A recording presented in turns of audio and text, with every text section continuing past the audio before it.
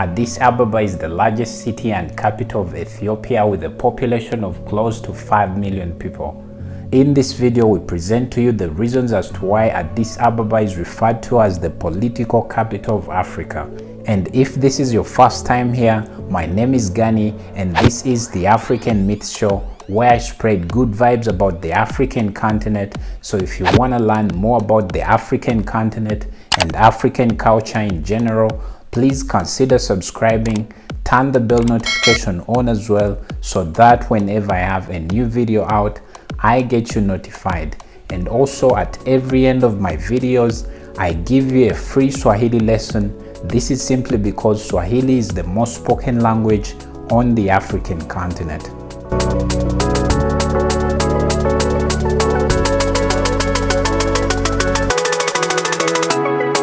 Addis Ababa is the capital of Ethiopia, a country found in the Horn of Africa.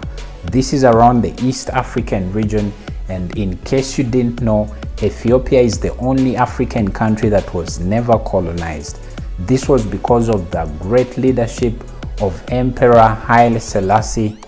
It is believed that because of his strong leadership, Ethiopia was able to fight off Italians that had come to invade and colonize Ethiopia. This was done by Ethiopians coming together to fight off the Italians, and also there's a story that says they were able to use beastly animals like lions and leopards to basically fight off these Italians that had come to invade them. So for that reason, Ethiopia remains the only African country that was never colonized by any external power.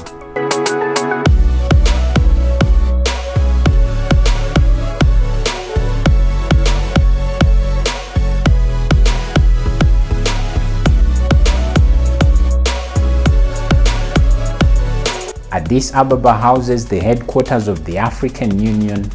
This organization brings together all African nations, and it's responsible for roles like the social, economic, and political stability of the African continent. The chairperson of this union is often chosen from one of the African states, and this has a cycle of 1 year. So currently in 2020, Cyril Ramaphosa, the South African president, is the chairperson of this union, and he will be able to take it up to February 2021. At least this is the only African leadership where leaders don't have to extend their terms and also dictate on what they exactly want to be done. Anyhow, that was a joke.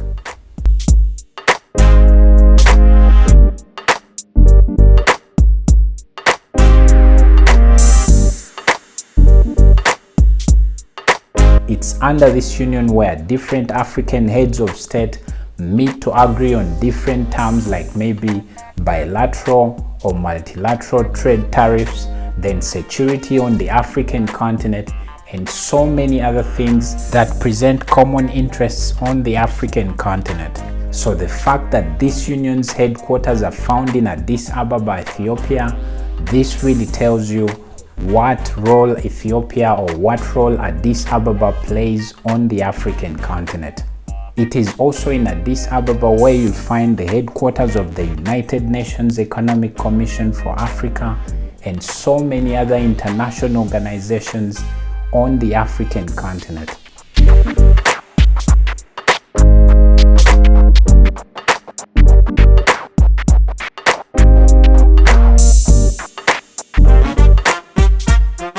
The main language spoken in Addis Ababa is the Amharic language, and this is spoken by over 70% of the population in Addis Ababa. This is simply because the Amhara ethnic group was among the earliest settlers around the Addis Ababa area.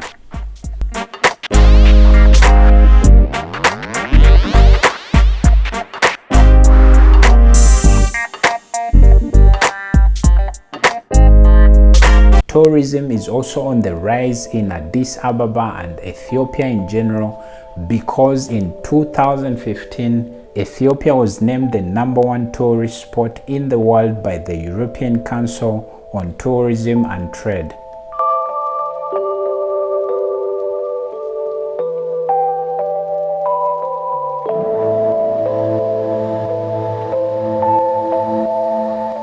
Then when it comes to the infrastructure, Addis Ababa has some of the best architectural buildings and roads on the African continent. These include the Mexico Square Tower, the African Union Conference Center, the Angola World Trade Center Tower, and so many other buildings.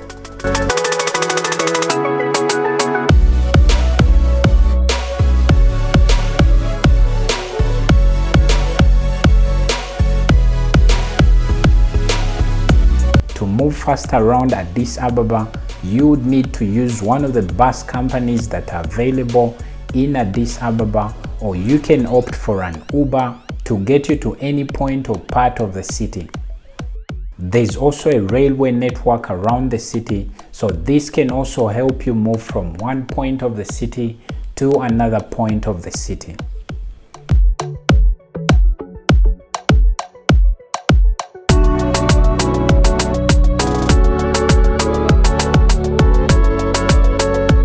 And for our Swahili lesson for today, there are basically two words. This is mrefu and fupi. So mrefu is a word we can use to mean tall, and fupi is a word that we can use to mean short. So for example, if I'm to say yeye ni mrefu, so this is basically a translation that maybe he is tall. And then if I'm to say maybe he's short, I would say yeye ni mfupi. So this is how you can use these words in a sentence, and that was our Swahili lesson for today. So in case you found this video very helpful, please give it a thumbs up, and also don't forget to please consider subscribing to the channel, turn the bell notification on as well, so that whenever I have a new video out, I get you notified. Thank you so much for watching. Watch this next video.